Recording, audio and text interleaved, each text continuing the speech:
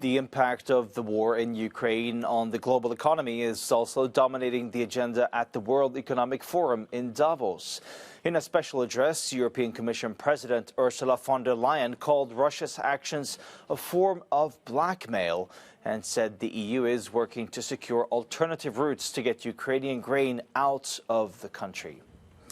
Now, our reporter Jack Perrick is standing by live for us at Davos, there at the International World Economic Forum. So, Jack, obviously these discussions about the war in Ukraine is dominating the agenda there in Davos. What's Ursula von der Leyen's main message to other world leaders about Russia's invasion? Well, she was making some really clear points. We actually managed to grab a couple of minutes with her as well, Per, for Euronews. She was talking as well about this specific issue where there's a lot of pressure on the European Union at the moment regarding the oil embargo. They're trying to get in place a sixth round of sanctions to get an oil embargo against Russia over the invasion. Now, Hungary has been reluctant to do that. We heard from the German Vice-Chancellor, Robert Habeck, earlier in the day. He said that they might be able to get it over the line in a couple of days. European Commission President Ursula von der Leyen told me that she understands the difficulties and the complexities, and she understood them when she proposed this sixth round of sanctions, that they are hoping that they could get this over the line in a matter of weeks. We also know that she's announced today an event with the Egyptians to try and discuss this issue around the food and the grains unable to leave Ukraine, because this is such a massive global issue. It is, and she also seems to be calling for dialogue with Russia about food exports from Ukraine. Does the EU still think that there's any sort of room for a diplomatic solution to solve this whole crisis?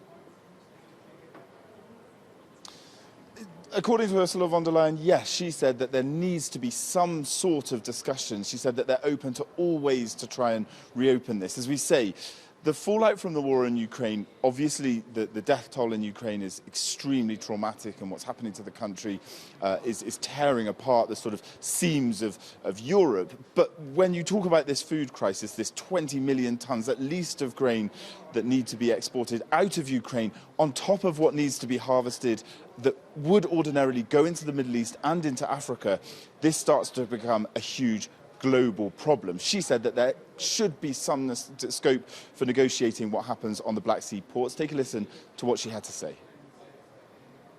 This possibility should be unused to have a dialogue with Russia on unblocking the Black Sea, because it cannot be that Russia is it is already responsible with the war for this food crisis.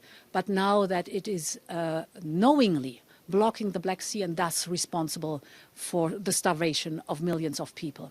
Therefore, there are discussions with the Russians, and that's good so, on deblocking the Black Sea. In the meantime, we're working hard with the Ukrainians to help them to bring out the wheat, for example, through trucks or trains and other transport modes.